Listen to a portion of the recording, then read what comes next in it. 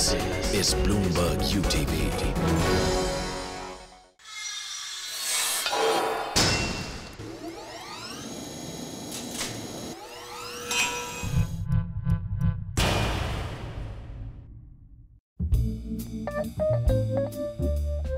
Rahul Bose began as the quintessential outsider in Indian cinema.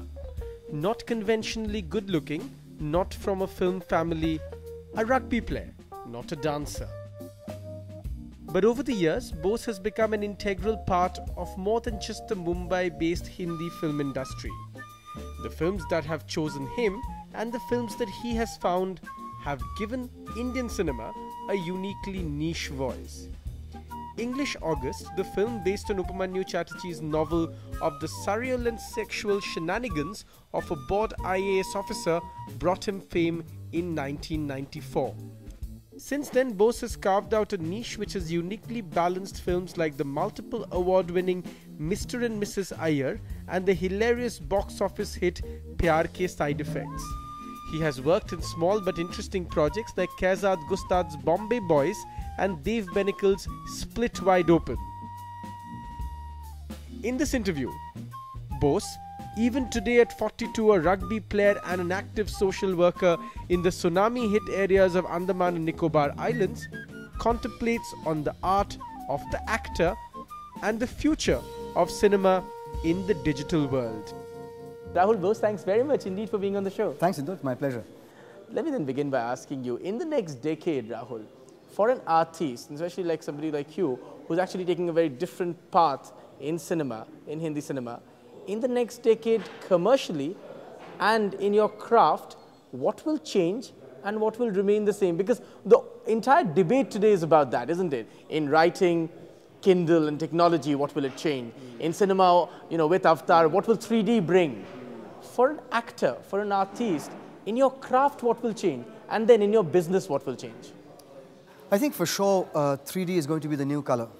Yes. Just like all cinema moved from black and white to color. That's right. As soon as the technology becomes cheap enough and accessible enough and democratized, then every film will be in 3D. It won't be in your face 3D, it will just be in 3D, a normal film. So I think there will be some minor adjustments as actors we'll have to make because the whole camera work for a 3D film, it is a different camera language in terms of the actual shooting of the movie. And that I think is something that actors would adapt to very quickly.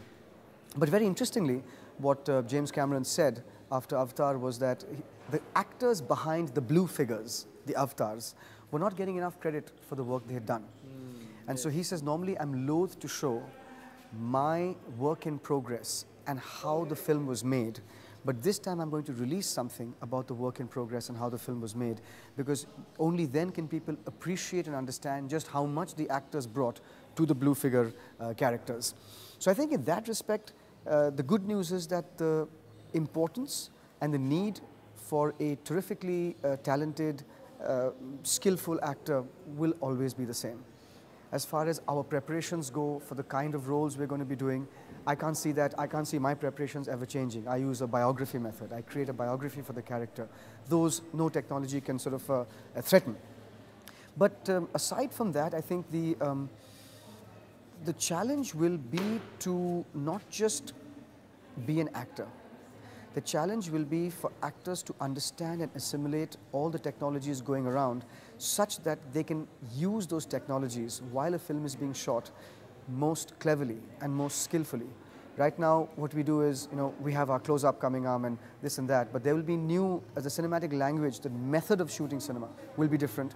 And for us to adapt to that skillfully and cleverly is going to be the next challenge.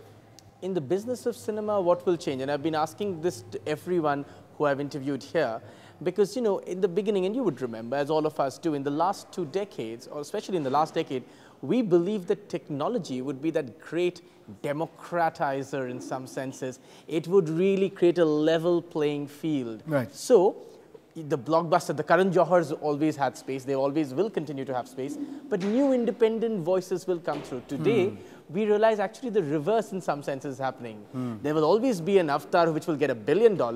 It's not necessarily true that the indie voices will be able to sort of showcase themselves quite in the same way we thought technology would allow them to. Yes, I think it's a wonderfully insightful analysis that you've put out there.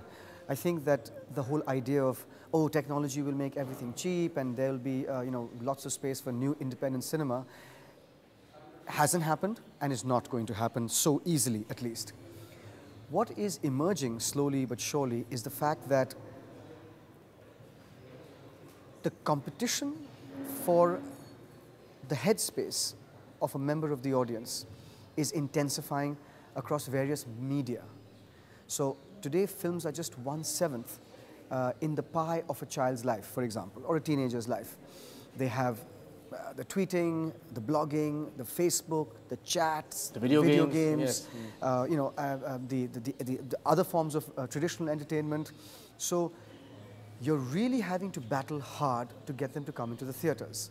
An Avatar or an Om Shanti Om has the money to actually seduce you and grab your attention for 3 hours and make you come to the cinema hall.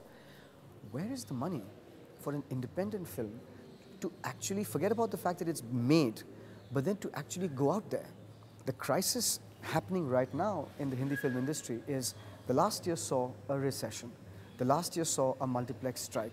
The last year saw the IPL, as it always will happen.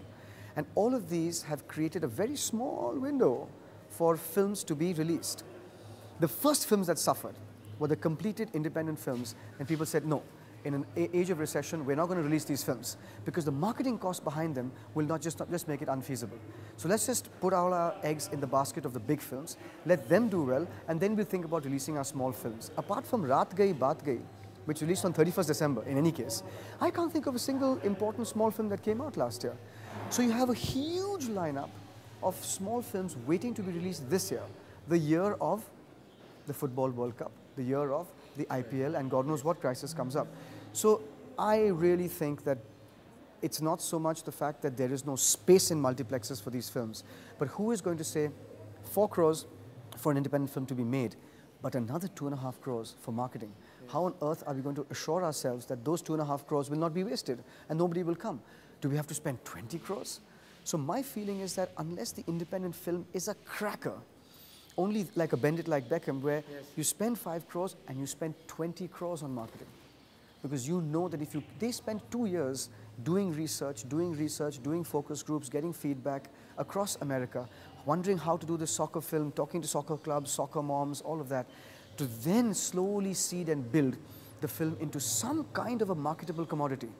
So it's not going to be easy, but I think there's a great interesting window, and that is non-traditional methods of marketing your film. 40% of a film's entire lifetime revenue in the box office. It's 3 days. It's 3 days in Bombay. Yes. 3 days in Bombay. So if you don't win the battle in Bombay, you're not going to win the battle anywhere. And you don't win it in those 3 days. In those 3 days. You have yes, those 3 days in Bombay to do it. Otherwise, you're out after a week.